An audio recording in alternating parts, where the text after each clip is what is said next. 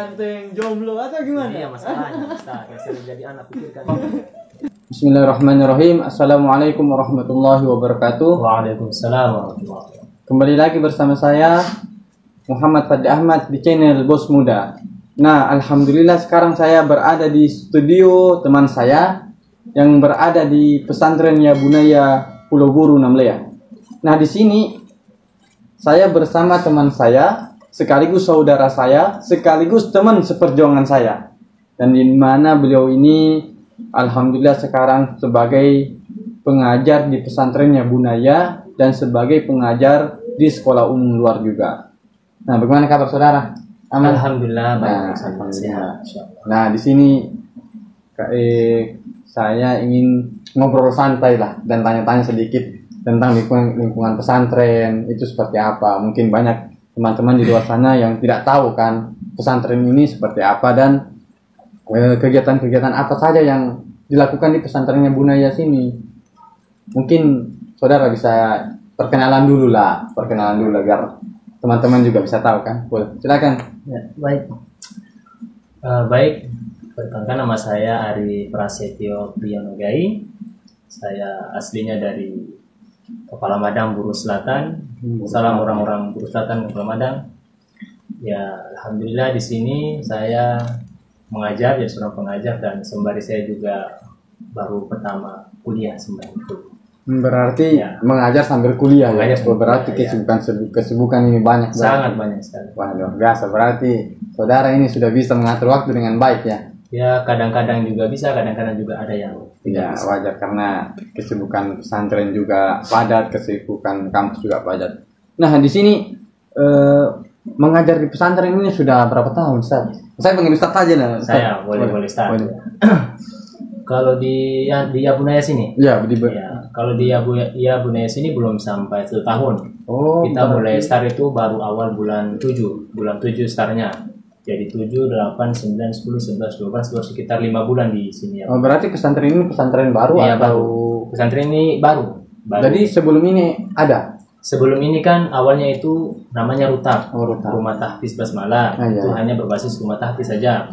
Nanti di situ baru dileburkan menjadi pondok pesantren. Nah, jadi leburannya itu jadi Rutab tadi berubah menjadi pondok pesantren Ya Bunaya ini. Jadi baru startnya baru sekitar 5 bulan berdirinya. Jadi pesantren ini sudah 5 bulan ya? Ya baru 5 bulan Tapi- baru pesantren baru. Kesibukan apa yang sering dilakukan santri di sini, Ustaz? Kayak kegiatan-kegiatan apa saja dari bangun tidurnya sampai tidurnya itu kegiatannya apa saja? Kalau untuk kesibukan santri selama di pesantren itu mulai dari bangun tidur sampai tidur kembali ya nggak lari atau nggak jauh daripada pondok-pondok pesantren lainnya ya. Benar. Mungkin ya bangunnya di sini kan tahajudnya alhamdulillah kita diwajibkan. Ya, mulai bangun jam 3, setelah itu tahajud seperti biasa. Kemudian setelah tahajud kita menghafal murojaah sampai subuh. Habis subuh kita menghafal lagi surah hafalan. Nanti setelah paginya mereka mandi persiapan sekolah. Setelah pulang sekolah istirahat tidur siang. Jam 3 bangun.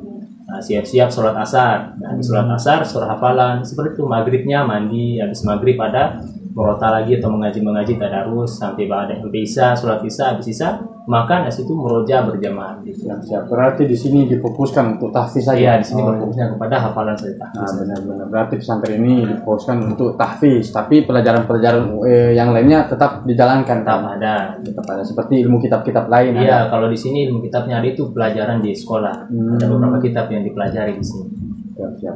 Nah, untuk saudara Ari selain di sini mengajarnya di mana, Ustaz? Ya, alhamdulillah selain di sini ada mengajar di 2 instansi sekolah. Berarti ada 2 sekolah Ada lagi. 2 sekolah lagi. Nah, yang pertama tuh ada di Pondok Pesantren Uswatun Hasanah. Pesantren juga. Pesantren juga. Siap. Kemudian yang kedua mengajar di Madrasah Miftahul Khair Namlia. Nah, di situ. Berarti ada 3 lembaga Ya, 3 yang lembaga, 3 kuasai instansi ini yang ya. saya Siap. mengajar di situ. Oh, berarti dengan 3 lembaga ini ditambah kampus lagi. Ditambah kampus Berarti lagi. bagaimana cara Ustadz ini mengefisienkan waktu ini sampai bisa menjalankan semua tugas ini? Kan banyak orang semakin banyak tugas semakin tidak teratur waktunya kan.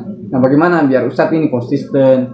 Mungkin teman-teman juga banyak yang tahu kan sudah menjadi tenaga pengajar di 3 lembaga dan menjadi mahasiswa juga. Tentu ini kesibukan yang sangat padat, Ustadz. Jadi bagaimana caranya Ustadz ini bisa menentukan ini? Ya, baik. Sebelumnya itu mungkin ya masing-masing orang berbeda-beda masalah atur waktu ya. Benar. Cuma di sini saya sampaikan waktu saya, bagaimana cara saya mengatur waktunya sehingga pas tidak bertabrakan dengan satu sama lain. Baik, pertama di sekolah.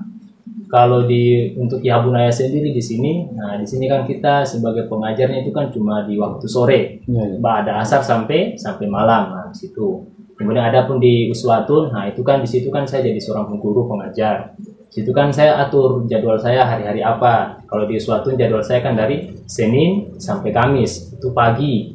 Nah, pagi. Kemudian kalaupun ada jam kampus, contohnya kita kuliah pagi nih, ada waktu jam kuliah pagi. Nah, di situ nanti saya telepon sama gurunya di bawah atau kurikulum di sekolah. Saya bilang jadwal saya undurkan jadi siang. Oh, paham. Nah, jadi siang nanti yang guru yang jamnya tadi siang dimasukkan kepada pagi. Nah, nanti punya saya diganti shift. Jadi punya saya itu dikasih siang. Nah, nanti ketika saya kuliah pagi, nah, ketika pulang kuliah, nah saya kembali ke sekolah untuk isi materi yang punya saya tadi. Kemudian kalau di Miftahul Khair sendiri itu kan jadwal cuma Jumat Sabtu. Jadi alhamdulillah kalau di kampus itu Jumat Sabtu kan libur. Jadi waktu untuk di Miftahul Khair tidak terganggu sama waktu kuliah. Kira-kira seperti itu. Berarti ini sangat luar biasa karena sudah mengatur waktunya dengan baik. Kalau jujur saya sendiri Ustaz, kadang waktu saya nggak teratur Ustaz. Jadi kadang mau urus ini terganggu, kadang bertabrakan. Jadi kadang saya tidak bisa mengatur waktu. Jadi di sini kita bisa belajar tentang mengatur waktu dari Satari. Nah, Ustaz, sebenarnya di sini Ustaz punya cita-cita dari awal ini apa? Apakah memang seorang pengajar atau ada cita-cita yang lain yang tenggelam gitu kan? Oke, kalau untuk bicara cita-cita ya banyak. Awal saya cita itu banyak dan sampai sekarang tidak sesuai dengan apa yang saya harapkan. Cuma saya berusaha untuk menjalani saja. Kalau untuk cita-cita pertama sih, ini kita cerita cita-cita pertama. Ketika saya masih MTS itu masih SMP, saya bercita-cita itu menjadi seorang astronot. Seorang astronot. Karena saya beringin mengetahui bahwasanya bagaimana itu punya benda-benda luar angkasa harus saya ketahui. Itu cita-cita pertama saya. Semenjak pas masuk di SMA, ya di situ. Nah, di situ saya mulai beralih cita-cita kepada yang namanya sekarang biasa tren itu TNI atau angkatan darat. TNI. Awalnya Abdi itu negara.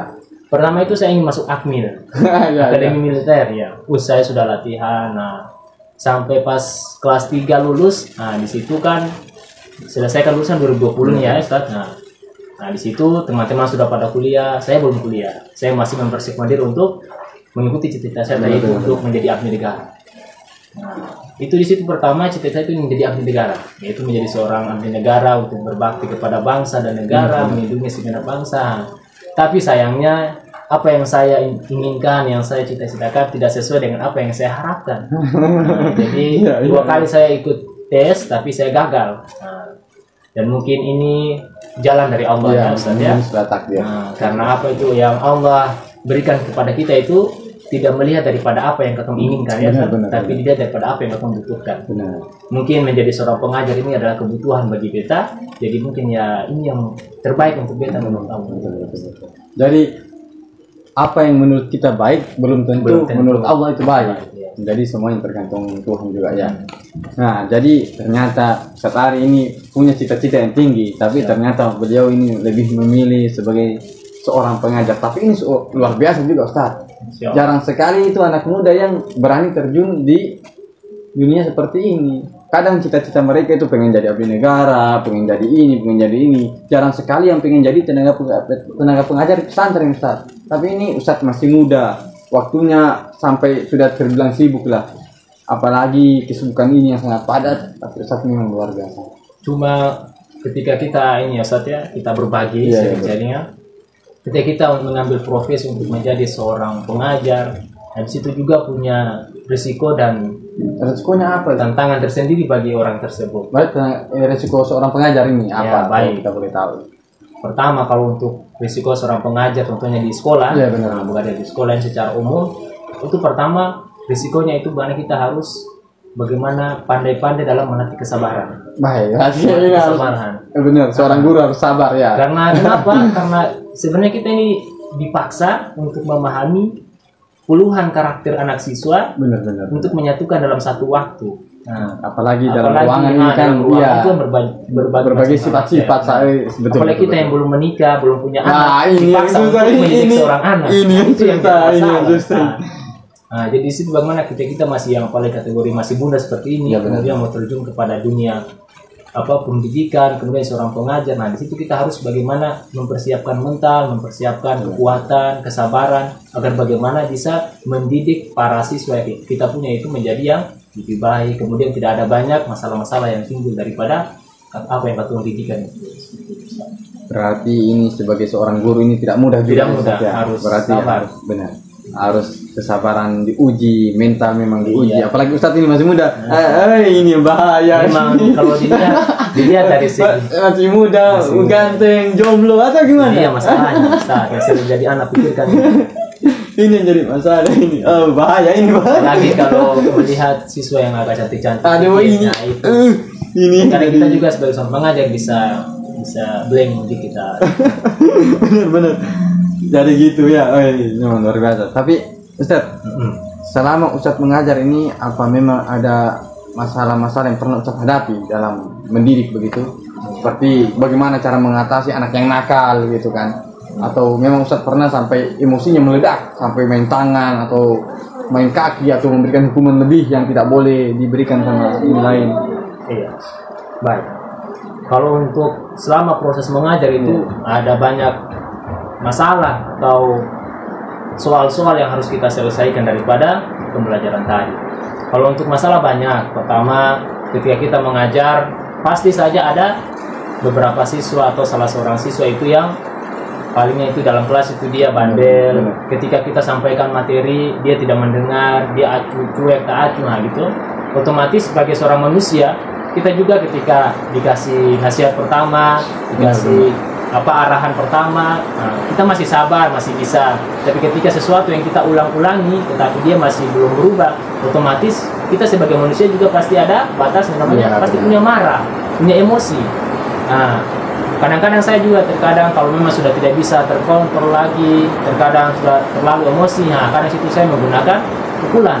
Itu saya lakukan kepada siswa-siswa yang memang tertentu yang harus memang basicnya harus dipukul memang. Walaupun ada siswa yang memang basicnya tidak harus dipukul, harusnya dibilang ya saya bilang sesuai dengan basicnya, karakternya harus dibelai, dijadikan teman. Tapi ada juga siswa yang karakternya memang harus dipukul dulu. Dia bisa memang keras ya. Memang keras. Kalau masalahnya banyak, karena kita juga pukul siswa, emosi, ada siswa mentak di kelas ya seperti itu loh Ustaz. Ini kita sabar saja, bagaimana sabar, berdoa seperti itu. Nah kembali yang tadi Ustaz. Tadi kan Ustaz bilang masih muda, masih jomblo. Ya ini Ustaz. Ini yang masalah. Ini yang jadi masalah Ustaz. Di sini saya mau tanya, sekarang Ustaz ini umur berapa sekarang? Ya kalau saya alhamdulillah kemarin 30 November kemarin baru 21. Baru masih tergolong sangat muda ini. Masih tergolong sangat muda. Nah, di usia yang muda ini Ustaz sebenarnya mempunyai target untuk mencari pasangan atau sudah ada untuk persiapan menikah atau gimana Ustaz? Kita ini melenceng sedikit ke percintaannya. Kalau untuk pasangan sendiri ya. Apa sudah ada atau gimana Ustaz? Terkadang sih saya selalu terhantui gitu, terbayang-bayang oleh aura-aura nikah. Ya wajar Ustaz. Iya, Ustaz muda ini sangat berbahaya. Itu dia masalah. Ustaz muda ini sangat berbahaya Ustaz. Kadang saya dihantui oleh berbagai macam aura-aura nikah, tapi di situ saya hanya jadikan biasa, itu cuma biasa naluri anak-anak muda seperti itu. Ya kalau untuk di era sekarang seperti kita yang masih muda, apalagi usia masih di puluhan-puluhan seperti begini. Ya kalau untuk menikah pasti semua orang terpikir untuk menikah. Tentu saya juga, saya jujur, saya pasti juga semua orang ingin menikah. Apalagi menikah ini punya berbagai macam hal yang indah tidak kita ketahui ya. Kebutuhan biologis lah, kebutuhan sehari-harian. Tapi sebelum saya berpikir ke menikah, sebelum saya lulus sekolah itu, saya sudah punya ada beberapa prinsip atau tahapan-tahapan yang sudah saya buat. Berarti ada visi misi lah. Sehingga harus saya penuhi itu dulu, baru saya yang namanya menikah. Jadi ada tahapan-tahapan yang harus saya penuhi, visi misi yang sudah saya buat, ya itu harus wajib saya penuhi dulu. Sebelum terpenuhi, saya belum bisa menikah. Jadi harus saya penuhi dulu, baru bisa saya menikah.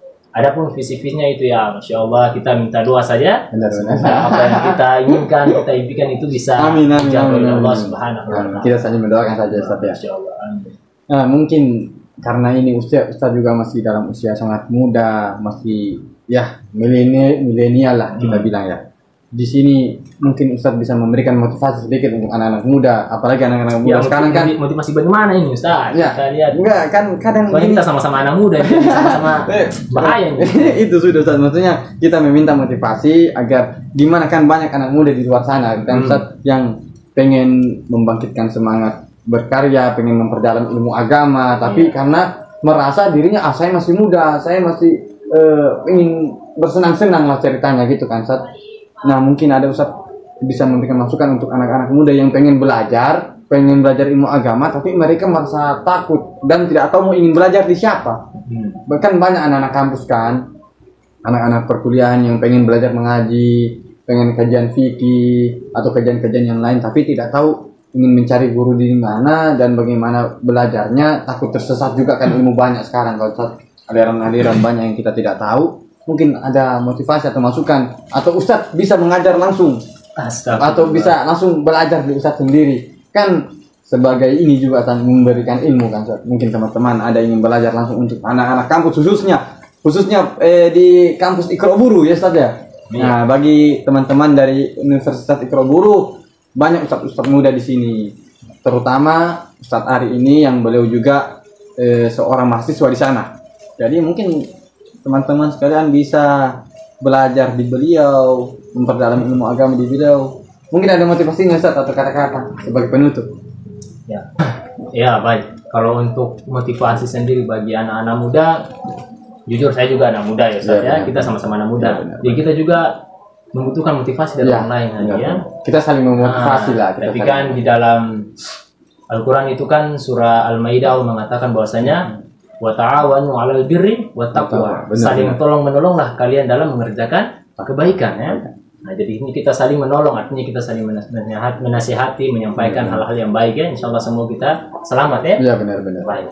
Kalau untuk motivasi sendiri di mana tadi yang Ustaz katakan bahwasanya ada juga anak-anak muda sekarang, terkhususnya kita yang ada di Pulau Buru ini, di Universitas Pulau Buru, kadang juga di mana masih gengsi atau malu dalam memperdalam ilmu agama. Kadang kan gini Ustaz, kadang mereka pengen belajar tapi tidak mendapatkan guru yang pas. Contohlah, ini gurunya terlalu tua. Kan kadang anak muda kan gengsi kan, ini gurunya terlalu tua.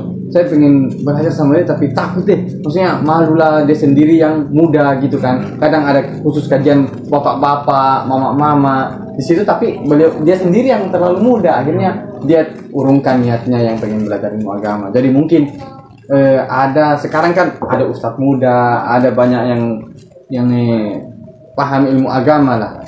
Jadi mungkin teman-teman ingin memperdalam ilmu agama di ustadz muda gitu, seperti Ustadz Ari gitu kan. Jangan Ustaz, saya juga tidak seperti apa yang Anda bayangkan. Apalagi kita sama-sama anak muda, masih membutuhkan. Saya juga masih butuh belajar sebenarnya. Jadi kita saling belajar. Ya, bagaimana caranya kita mau berubah daripada yang kita tidak tahu harus menjadi lebih tahu. Kalau untuk ini Ustaz, kalau untuk pembelajaran atau kajian-kajian di Pulau Buru di sini, kita bisa melihat sendiri ya bagaimana mayoritas ini masih kurang untuk pengajian itu sendiri ya.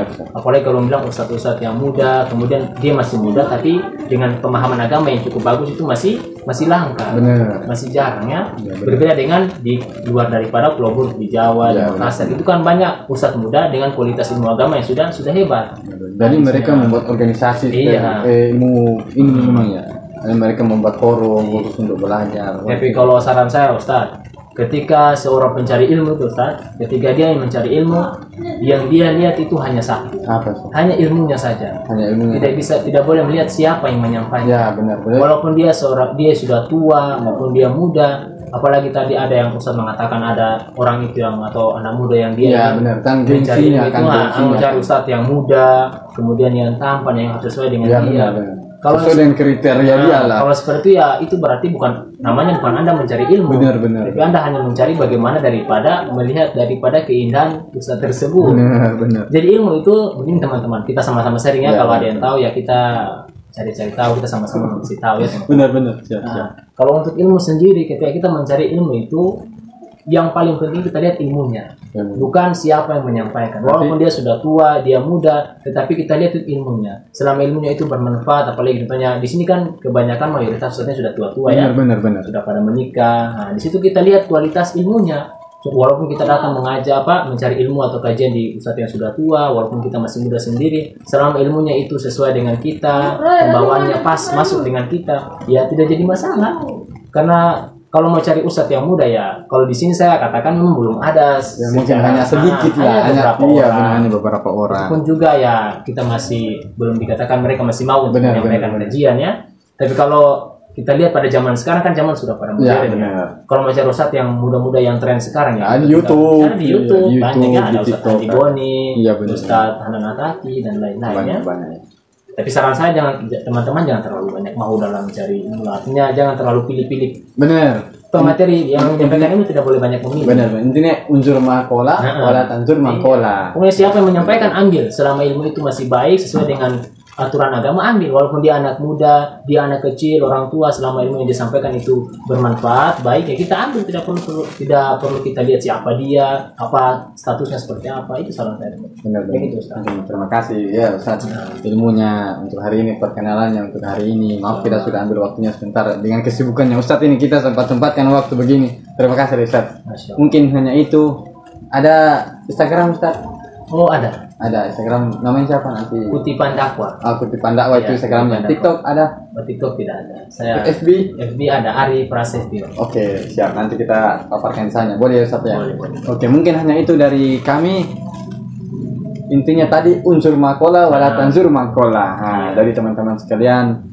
Jadi jangan melihat siapa yang membicarakan ilmu itu, tapi kita lihat apa ilmu itu, benar. Jadi mungkin hanya itu teman-teman sekalian. Dari saya izin pamit, dari Ustaz Ari izin pamit. Sekian, assalamualaikum warahmatullahi wabarakatuh. Waalaikumsalam.